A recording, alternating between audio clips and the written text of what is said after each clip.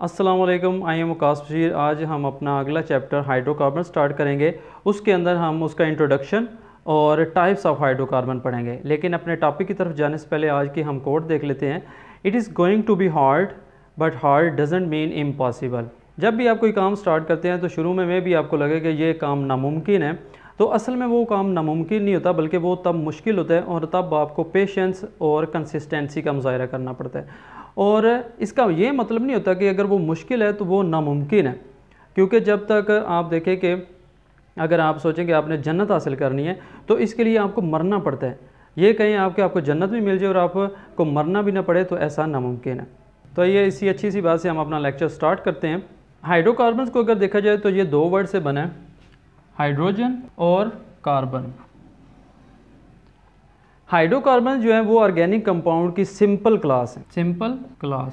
Carbon ही एक वाहिद ऐसा element है जो स्टेबल और एक्सटेंडेड चेन्स बनाता है ऑर्गेनिक कंपाउंड्स की। स्टेबल और एक्सटेंडेड चेन्स। हाइड्रोकार्बन्स के अंदर नेचर ऑफ बॉन्ड की बेस पे हम इनको चार क्लासेस के अंदर डिवाइड करते हैं: अल्केन्स, अल्कीन्स, काइंस और अरोमेटिक्स।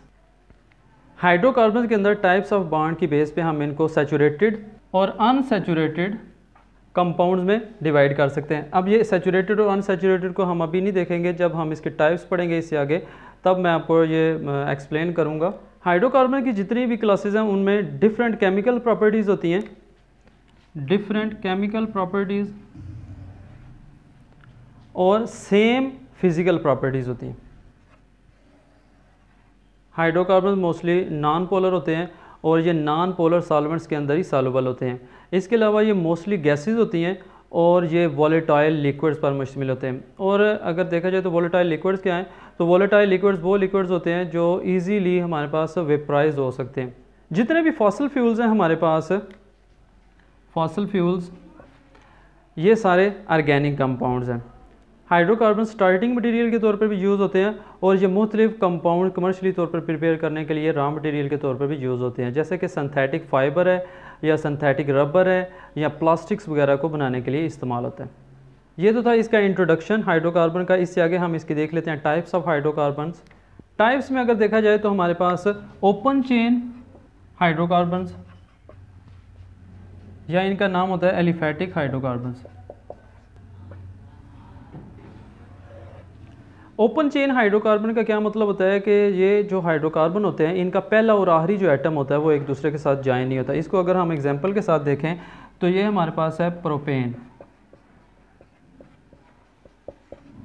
इसका ये देखें, ये वाला कार्बन और ये कार्बन एक दूसरे के साथ ज्वाइन नहीं है, तो ये पहला और ये आखिरी हम इसको कंसीडर कर लेते हैं। या अगर इसको पहला करें तो ये आखिरी हमारे पास होगा, तो ये एक दूसरे के साथ ज्वाइन नहीं है, तो इसलिए हम इनको कहते हैं ओपन चेन हाइड्रोकार्बन्स। आगे हम ओपन चेन हाइड्रोकार्बन को क्लासीफाई करते हैं सैचुरेटेड और अनसैचुरेटेड हाइड्रोकार्बन्स के अंदर। तो पहले हम सैचुरेटेड हाइड्रोकार्बन देख लेते हैं। सैचुरेटेड हाइड्रोकार्बन्स क्या होते हैं कि अगर आपने 9th के अंदर सैचुरेटेड सोल्यूशन पढ़ा हुआ है तो उसमें आपको पता होगा कि ऐसा सोल्यूशन जिसके अंदर हम मज़ीद कोई सोल्यूट ऐड नहीं कर सकते, तो इसी तरह सैचुरेटेड हाइड्रोकार्बन्स के अंदर हम मज़ीद कोई एटम ऐड नहीं कर सकते। सैचुरेटेड हाइड्रोकार्बन्स क्या होते हैं कि इनमें जितनी भी कार्बन की वैलेंसीज होती है वो दूसरे किसी कार्बन के साथ या हाइड्रोजन के साथ सिंगल बॉन्ड बना के सेटिस्फाई होती हैं। इसको हम देख लेते हैं। इसमें सबसे पहले हम देख लेते हैं मीथेन की एग्जांपल। ये आप देखें कि इसने कार्बन ने 4 हाइड्रोजन के साथ सिंगल बॉन्ड, ये आप देख सकते हैं कि ये सिंगल बॉन्ड है, सिंगल बॉन्ड बना के अपनी वैलेंसी सेटिस्फाई की है, तो ये हमारे पास क्या है, सैचुरेटेड हाइड्रोकार्बन है। अगर हम इसकी इथेन की एग्जाम्पल देखें तो सी, इसके अंदर भी 2 जो कार्बन है हमारे पास उन्होंने 3 हाइड्रोजन के साथ और एक कार्बन के साथ बॉन्ड बना के अपनी वैलेंसी सेटिस्फाई किया। इसी तरह अगर प्रोपेन की एग्जांपल देखी जाए तो 3 हमारे पास कार्बन आ जाती हैं, तो इनमें भी सिंगल बॉन्ड के ज़रिए ये अपनी वैलेंसी सेटिस्फाई करते हैं। तो ऐसे हाइड्रोकार्बन जिनमें कार्बन किसी दूसरे कार्बन या हाइड्रोजन के साथ सिंगल बॉन्ड से अटैच हो उसको हम अल्केन भी कहते हैं, अल्केन्स। सैचुरेटेड हाइड्रोकार्बन का दूसरा क्या नाम है, अल्केन्स। इनका जनरल फार्मूला होता है CnH2n+2। ये आप लोगों ने जनरल फार्मूला भी इसका याद रखना था, बड़ा इंपॉर्टेंट होता है। इसकी डेफिनेशन, इसकी एग्जांपल और इसका जनरल फार्मूला ये अक्सर पेपर के अंदर पूछा जा सकता है, तो आप लोगों ने इसको सही तरह से याद कर लेना। सैचुरेटेड के बाद हमारे पास है unsaturated hydrocarbons. Unsaturated hydrocarbons. Unsaturated hydrocarbons को भी हम अनसैचुरेटेड सोल्यूशन से ही समझेंगे कि जिस तरह अनसैचुरेटेड सोल्यूशन के अंदर हम मज़ीद सोल्यूट ऐड कर सकते हैं, इसी तरह हम अनसैचुरेटेड हाइड्रोकार्बन्स के अंदर भी मज़ीद कोई आइटम ऐड कर सकते हैं, इसलिए इसका नाम है अनसैचुरेटेड हाइड्रोकार्बन्स।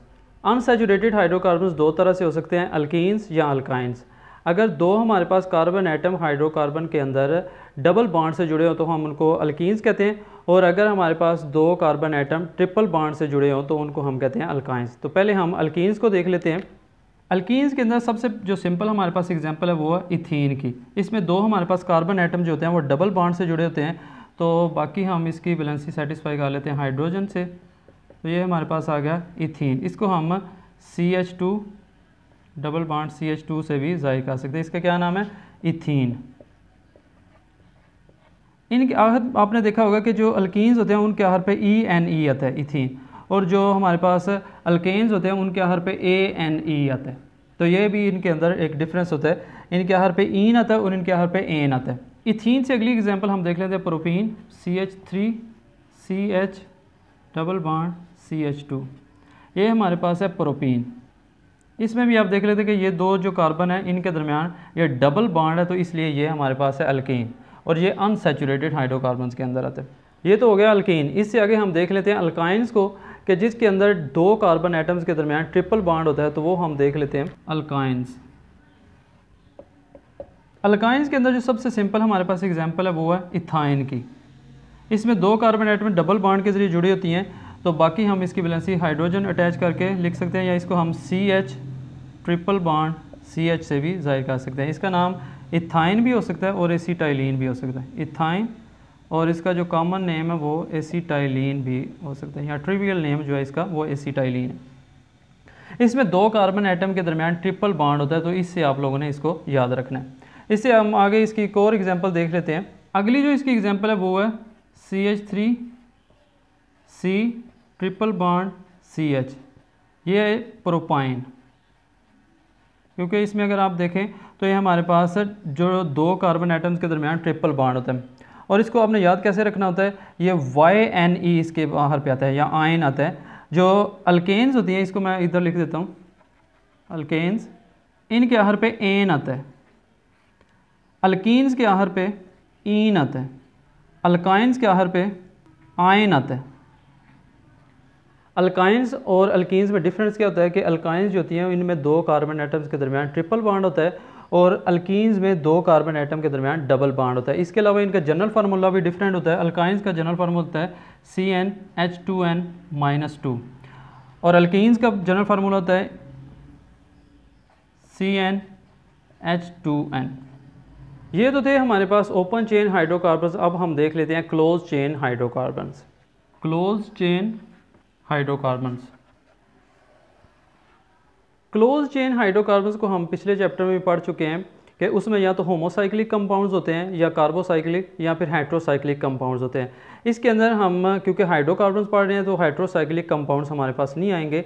जो हमारे पास कार्बोसाइक्लिक कंपाउंड्स हो गए, जिनके अंदर हमने पढ़ा था एलिसाइक्लिक कंपाउंड्स, और दूसरे हम पढ़े थे एरोमेटिक कंपाउंड्स, तो वो हो सकते हैं हमारे पास ये हाइड्रोकार्बन्स। तो अगर एरोमेटिक को देखा जाए तो हम इसमें एग्जांपल जो ले सकते हैं वो बेंजीन की, जिसमें एरोमेटिक कंपाउंड्स अगर आपको याद हो तो वो कंपाउंड्स होते हैं जिनमें एटलीस्ट वन बेंजीन रिंग हो। तो ये हमारे पास सबसे सिंपल जो एरोमेटिक कंपाउंड है वो है बेंजीन।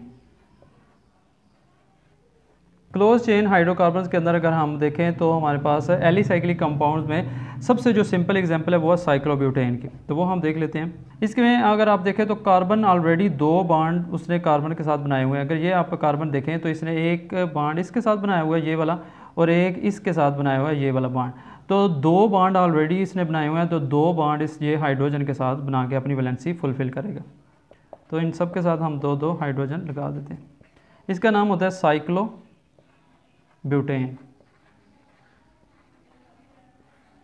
तो इस तरह से क्लोज चेन भी हाइड्रोकार्बन्स हो सकते हैं हमारे पास। ये था आज का हमारा टॉपिक। उम्मीद है कि आप लोगों को इसकी समझ आई होगी। अगर कोई आप लोगों का इस बारे में कोई क्वेश्चन है तो आप लोग कमेंट सेक्शन के अंदर पूछ लेंगे, मैं उसकी पूरी कोशिश करूँगा कि मैं उसका आंसर दूँ। अपना ख्याल रखिएगा। अल्लाह हाफिज़। Thank you.